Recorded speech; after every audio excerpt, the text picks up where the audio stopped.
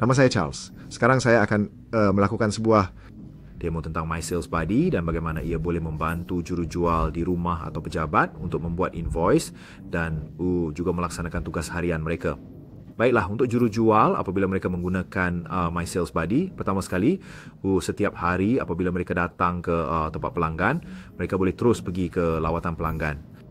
Baik, Kim dan periksa sama ada mereka mempunyai pelanggan atau tidak.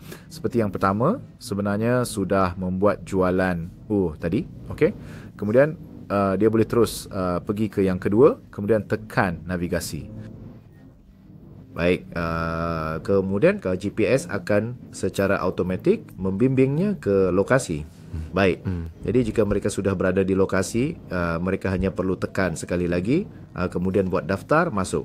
Baik, tekan pada daftar masuk. Dan ia akan tahu bahawa jurujual sudah tiba di lokasi dan melakukan kerja mereka.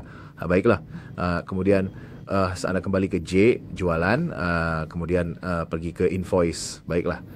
Seperti invoice tadi, Odin bila nak start add invoice yang had been buat. Okey, periksa jika yang baru. Okey, anda boleh pilih pelanggan. Baiklah, kemudian seterusnya tambah item. Baik, so di pelanggan berada di bawah tanda harga, Odin akan secara automatik memberitahu bahawa item ini adalah sebahagian daripada harga. Baik, anda hanya klik berapa kuantiti yang anda perlukan, yang itu pelanggan mahu. Baik, atau anda boleh klik dan masukkan kuantiti yang anda perlukan.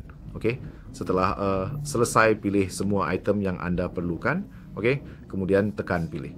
Baik, sistem akan secara automatik mengisi semua kuantiti untuk anda. Anda boleh semak saja. Baik, jika anda ingin pemberian diskaun tambahan untuk kes ni, anda boleh tekan butang merah dan berikan diskaun 5% lagi. Baiklah, sudah tentu ini bergantung sama ada pengurusan anda membenarkan anda memberikan diskaun atau tidak.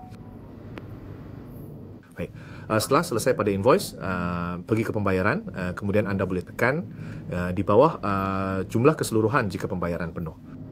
Baik, setelah buat pembayaran, anda boleh terus tekan pembayaran dan kembali ke invoice, kemudian tekan simpan. Baik, setelah dokumen disimpan, jika anda disambungkan ke pencetak Bluetooth, ia akan cetak salinan secara automatik. Mari kita lihat bagaimana rupa invoice itu.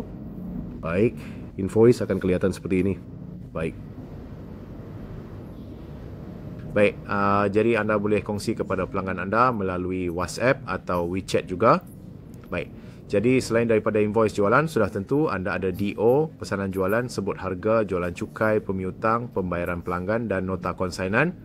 Untuk maklumat lanjut yang anda boleh ungkap Jess, dan kami boleh sediakan satu set lengkap untuk anda dan biarkan anda mencuba selama sebulan penuh.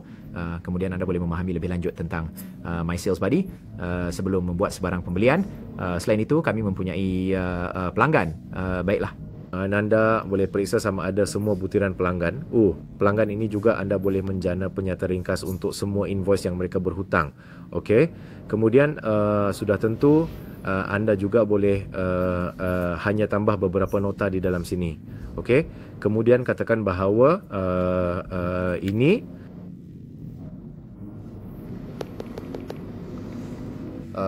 bos sibuk pada waktu pagi. Baiklah, jadi lain kali jika ada jurujual baru mengambil alih, mereka juga akan tahu bagaimana untuk mengendalikan pelanggan. Baiklah.